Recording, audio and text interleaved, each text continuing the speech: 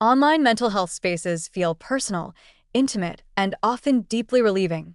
Places where people confess fears they have never said aloud, express sadness they hide from friends, or explore identity questions they're not ready to share offline. That sense of privacy, however, is largely an illusion. There are positive aspects. Digital tools can help people track moods, understand patterns, or access support in moments when no human is available.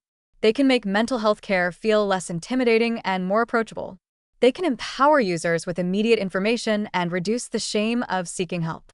But once you step into the world of mental health data online, the warnings become overwhelmingly important because the stakes are not simply about convenience, they're about the long-term safety of some of the most sensitive information a person can reveal.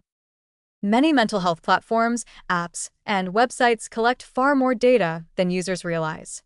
It's not just what you type, it's how often you type, what time of day you're struggling, your emotional patterns, your behavioral routines, and the language you use to describe your inner world.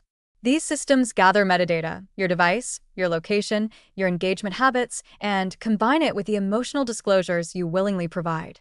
Some platforms even track how quickly you scroll or how long you hesitate before answering a question, interpreting these microbehaviors to refine your psychological profile.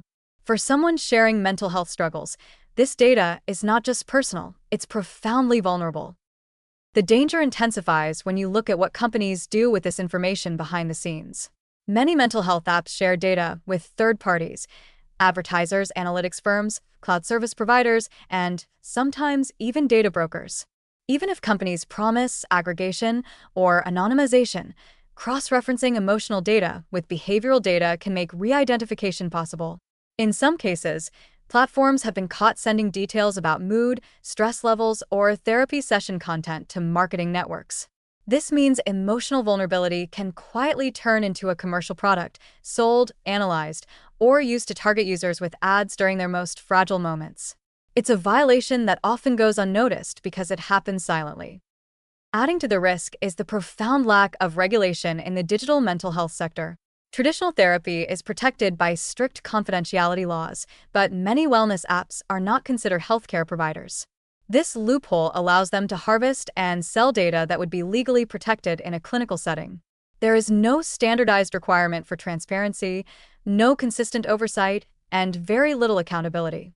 A company can promise privacy on the front page while burying exceptions deep in legal documents the average user will never read. The result is a system where people believe they're engaging in private self-reflection when, in reality, their emotional disclosures may be feeding algorithmic models or fueling targeted marketing strategies. The potential harm isn't abstract. Sensitive emotional data can expose patterns of depression, trauma, addiction, panic attacks, or suicidal thoughts. If leaked or improperly shared, this information can affect employment opportunities, insurance decisions, personal safety, or social relationships. It can be used to manipulate user behavior, encourage spending during vulnerable moments, or shape content in ways that reinforce emotional dependence. For marginalized groups, the risks multiply. Misused emotional data can intersect with discrimination, bias, or social stigma. When mental health information slips out of the protected space where it belongs, the consequences can follow someone for years. And yet, despite these dangers, digital mental health tools can be beneficial when used wisely.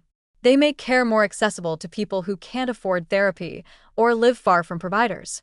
They offer daily support and reflection that can complement professional treatment. They give people language for emotions they've struggled to articulate.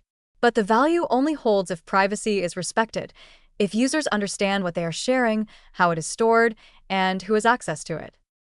The safest approach is for users to treat mental health platforms with the same caution they would apply to financial information. Before using any app or service, people should look for clear statements about data protection, encryption, data selling, and whether the platform falls under healthcare privacy laws. Users should prefer tools designed in collaboration with clinicians, nonprofits, or institutions with strong ethical commitments. And importantly, people should avoid sharing crisis-level or highly sensitive trauma details on platforms that don't explicitly guarantee confidentiality. Mental health data is among the most intimate information a person can reveal. It holds stories of pain, identity, fear, and resilience, stories that should never be treated as commodities. Digital tools can support healing, but only if the systems behind them honor the responsibility of protecting the people who rely on them.